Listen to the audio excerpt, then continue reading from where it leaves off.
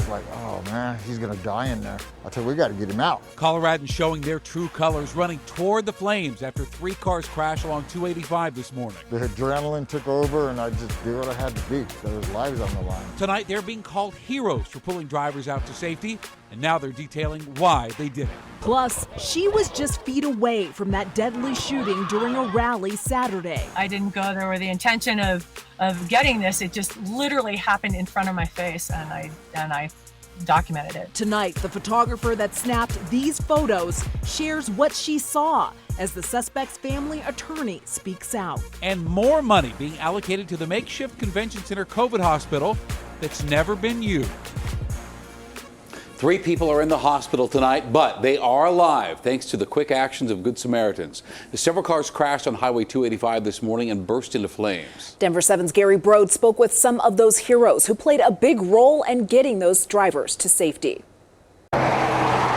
What started as any other Monday drive to work, that was the last thing on my mind getting up this morning, quickly turned into a call to action. I just jumped out of the truck, knew that we had to get up there and do something. There was lives on the line. Joe Ortega, Justin Ariano, and Isaac Maldonado were on 285 in the Pine area Monday morning. We was on our way up to Bailey. Traffic was at a standstill, and they quickly realized why, and that's when the True Finishing employees rushed in to help. That truck could have blew up on us, anything could have happened, but we just couldn't leave that man in there. Colorado State Patrol says the 2 trucks crashed head-on. Ortega went back and forth, tending to the drivers of both trucks, while Maldonado did his best to put out the flames, grabbing a fire extinguisher out of the company truck. and I just ran back up the hill and just made sure that, I was able to actually do anything with this. As the driver of that Tacoma remained trapped inside the truck, Maldonado was successful in putting out the fire at first. Once it kind of was able to breathe again after I kind of smothered it, it just blew 2 times bigger. As Maldonado continued his attempts to put it out again, Ariano went from semi-truck to semi-truck, asking for more extinguishers. If it was my car on fire on the road, hopefully people jump out and help me. The men say first responders arrived within about 10 minutes. Platte Canyon Fire Protection District tells Denver7 3 people were taken to the hospital. One of them was life-flighted. All 3 had serious injuries, but incredibly, they all lived. Those men grateful they were able to play their part. I feel like someone is watching over us to watch over them. Gary Brode, Denver7. New tonight at 10, we are hearing from the family attorney of Matthew Doloff, who says his client was acting in self-defense when he shot and killed 49-year-old Lee Keltner at a Denver rally Saturday. Attorney Doug Richards says Doloff saw Keltner reaching into his shirt and feared for his safety. We know Doloff was not licensed to act as a security guard. He was hired by 9 News to protect staff at that rally. 9 News used a company called Pinkerton, which says Doloff is not an employee, but someone hired through a contracted vendor. They wouldn't say which vendor. Also new at 10, we're hearing from the Denver Post photographer who took these photos. Helen Richardson says she saw the whole thing, and almost simultaneously, Keltner grabbed pepper spray and Doloff a gun. I looked at the timestamps of my photos, and this all happened in 2 seconds. 2 seconds. And it was very fast, and I just was there and I photographed it, and within 10 seconds the police officers were there, and my timestamps show all of this, and it was incredibly traumatic, and I'd never seen anything like that. I didn't go to this event ever in my life expecting this to happen, for someone to lose their life. And tonight, Doloff is facing first-degree murder charges, and the city's attorney's office said today Pinkerton, 9 News, and others could face criminal and/or civil charges because the suspect lacked the proper license. Denver7 has also previously used Pinkerton for security, and we've learned Doloff was present at our U.S. Senate debate Friday night here on Denver7. We requested the guards be unarmed, and Pinkerton agreed. No gun was visible. Tonight, the city of Denver unanimously approved an additional $10 million to provide services and management for that COVID pop-up hospital at the convention center.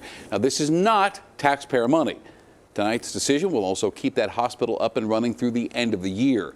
That hospital has never been used and exists just in case we exceed our hospital capacity, which right tonight, we're happy to say, is in very good shape. So we ask, why keep funding a facility like this? The state says it'd rather be safe than sorry. The numbers aren't good. Our statewide case count sits above 79,000 after more than 575 cases today. Take those numbers with a grain of salt. Numbers are usually lower on Mondays. Over the weekend, we hit an all-time high, surpassing 1,000 cases in a single day on Saturday. 800 cases were reported yesterday. There are currently 370 hospital beds in use, and the percentage of those hospital beds in use over the last few weeks has risen from 3 to 4%. But in Denver, numbers are rising so quickly the city is threatening to implement tougher restrictions if we continue on this path. The 7-day hospitalization rate has increased 37% just since last week. And as Denver warns of tougher restrictions, DPS is now rethinking its plan to reopen middle and high schools because of the rise in numbers. The plan was to have students learn 100% remotely through the entire first quarter, and that ends Friday. Today, Superintendent Susana Cordoba said she's meeting with health experts and the Board of Education, and we should know more details in the next few days. For now, DPS will continue its plan to reopen elementary schools. Elementary students return for in-person, full-time learning next week. And a reminder, statewide mask mandate remains in effect. It was supposed to expire today, but the governor says it's going to stick around for at least the next 30 days. We're 22 days away from Election Day, and for the first time since his diagnosis, the president returned to the campaign trail today after testing negative. He hosted a rally in the key state of Florida this evening. Not a lot of masks or social distancing, but a whole lot of cheers and enthusiasm. The president's physician says Trump is, quote, not infectious to others, and the president says he's immune. But medical experts say immunity is not well understood. They refer to the case where a 25-year-old man tested positive and then was reinfected 48 days later. Joe Biden campaigned in Ohio, calling the president's behavior irresponsible. Today, the Senate Judiciary Committee heard opening statements as they consider Amy Coney Barrett's nomination to the Supreme Court. Now, if she is confirmed, she will tilt the high court to a conservative majority. And the Affordable Care Act is on the docket a week after the November election, and millions of Americans could lose coverage. Today, Democrats made that their focus, and Republicans repeatedly focused on Barrett's qualifications. Our Democratic colleagues want you to guarantee a result in a case as a quid pro quo for your confirmation. It's outrageous. By replacing Justice Ruth Bader Ginsburg with someone who will undo her legacy, President Trump is attempting to roll back Americans' rights for decades to come. I believe Americans of all backgrounds deserve an independent Supreme Court that interprets our Constitution and laws as they are written. And senators begin direct questioning of Barrett tomorrow. As we near Election Day, we're helping you differentiate fact from fiction in those political ads you've been seeing on TV. We've been focusing on attack ads that target both Cory Gardner and John Hickenlooper. And tonight, we're pulling back the curtains on John Hickenlooper's latest attack ad on Senator Gardner, which focuses on the CORE Act that's aimed at protecting hundreds of thousands of acres in Colorado from drilling and development. Denver7's Truth Be Told team has this report.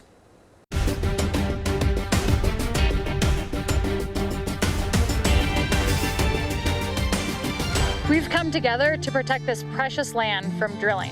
And we want to start this Truth Be Told analysis by drilling a bit deeper into the CORE Act itself. It's been in the works for a decade. Senator Bennett and Congressman Neguse, along with businesses, sportsmen, and conservationists, have all worked to move it forward.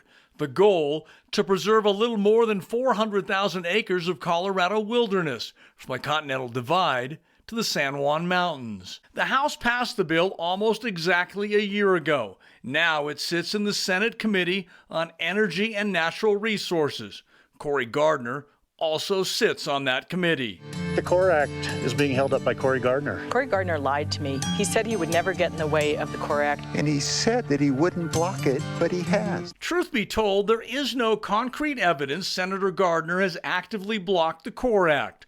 Only the chair of his committee can bring it up for discussion, and that's Senator Lisa Murkowski of Alaska.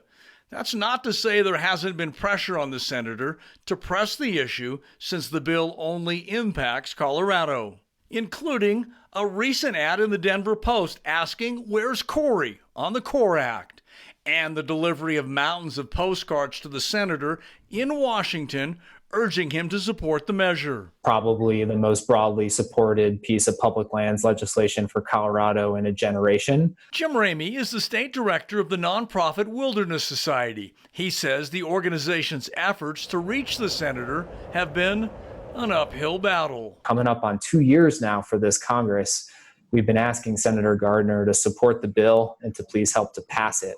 And so far, he has not done that. And truth be told here, the bill is not popular with everyone, including the president. The Trump administration has already threatened to veto the CORE Act if it ever reaches his desk. The ad goes even further, attempting to expose a motive for Gardner's lack of support. I think he's deep in the pockets of the oil and gas companies. Truth be told, Senator Gardner has taken a total of $1.7 million in campaign donations from oil and gas, and the CORE Act does prevent future drilling on hundreds of thousands of acres of wilderness land. So while it's true the CORE Act has been lost in the wilderness since reaching the Senate, there's no definitive evidence Senator Gardner has been blocking the bill, and it's also worth noting he hasn't publicly supported or opposed the bill. He just doesn't appear to be motivated to get it passed. I'm John Hickenlooper. I approve this ad and the CORE Act. I'm Chief Investigative Reporter Tony Kovaleski.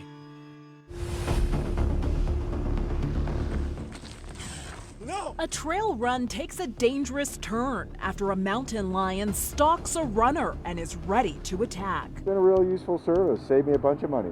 Plus, a local nonprofit is providing Coloradans the tools to get their next house project done. We've helped some of those companies grow, which is really exciting to see. It was a comfortable one today, but the 80s are going to return.